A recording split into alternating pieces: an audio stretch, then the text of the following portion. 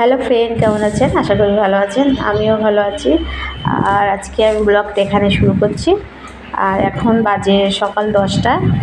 আর সকালের কাজ আমার প্রায় সব কমপ্লিট হয়ে গেছে। আর এখন আমি রান্নার জোগাড় নিয়ে বসছি। তা এখন দেখুন, এখন আমি এটা ফ্রিজে ছিল, কালকে নিয়ে এসেছিলো।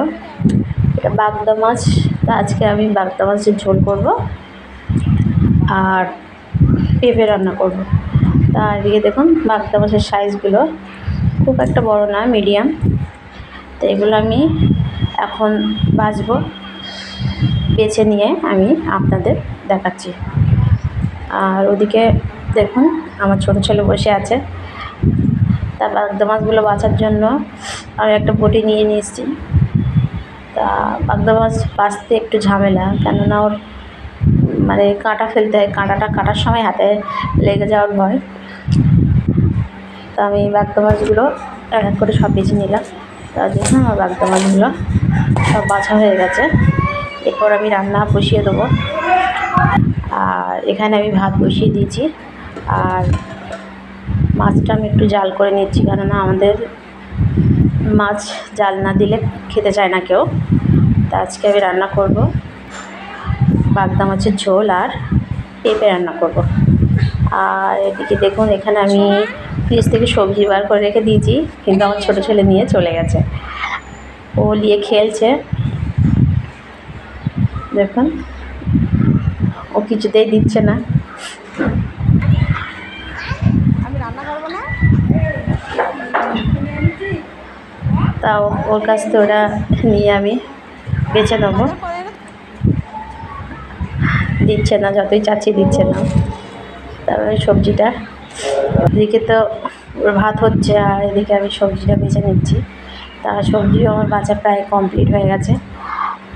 আর এদিকে আমার ভাতটাও প্রায় হয়ে গেছে। আর এদিকে দেখুন, আমি পেঁপেটা কেটে নিয়েছি। পেঁপেটা একটু আমি মোটা মোটা করে কেটেছি, কেননা এভাবে রান্নায় ভালো লাগে খেতে। আর মাছটা আমি জাল দিয়ে নিয়েছি। এরপর আমি বাগদা মাছগুলো ভেজে নেবো। তা বাগদা মাছটা আমি কীভাবে ঝোল করি সেটা আপনারা দেখুন। অনেকে জানে, কিন্তু যারা জানে না, ব্লগটা তাদের জন্য।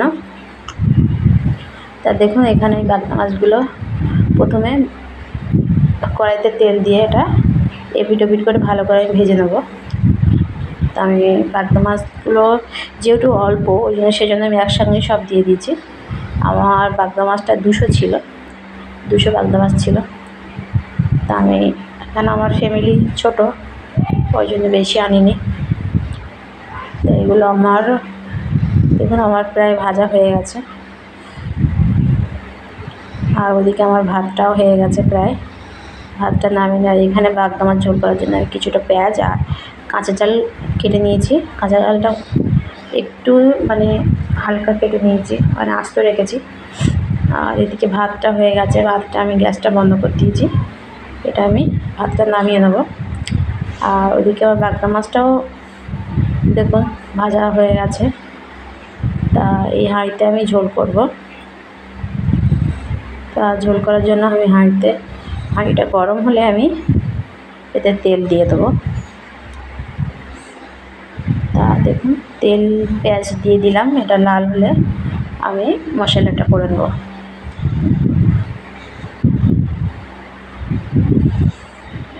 দেখুন, কাঁচা ঝালগুলো আস্তে আস্তেই আছে। আর তেলের পরিমাণটা একটু বেশি দিতে হবে, কেননা শুধু মাছের ঝোল তো, সেই জন্য। আর এদিকে দেখুন, আমার পেঁয়াজটা লাল হয়ে গেছে। এরপর আমি আদা রসুনের পেস্ট করা ছিল, সেটা আমি দিয়ে দিলাম। দিয়ে একটু নেড়ে নিয়ে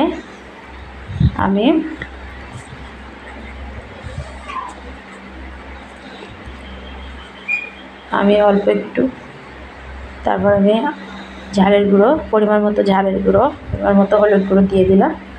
আর জিরে মরিচের আর ধনিয়া পাউডারের মানে মিষ্টের গুঁড়ো ছিল, সেটা দিয়ে দিচ্ছি, সেটা স্কিপ করে গেছে। তারপর আমি ওই চিংড়ি মাছটা জাল দেওয়ার একটু ঝোল ছিল, সেটা আমি এতে দিয়ে দেবো।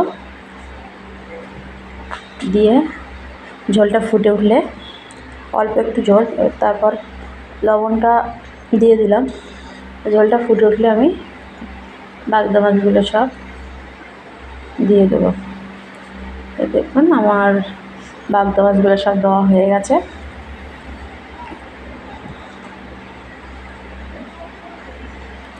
তাই দেখুন কালারটা দেখুন কত সুন্দর হয়েছে। তা এটা আমি ভালো করে নেড়ে আর তারপরে একটু জল দিয়ে দেবো।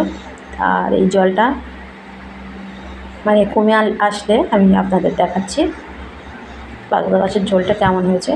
আমি খুব বেশি ঝোল রাখবো না, ঝোলটা কমে আসলে।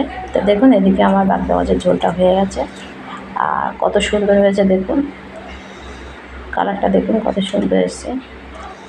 আর তারপর আমি আমার ছেলেকে খেতে দিয়ে দিলাম।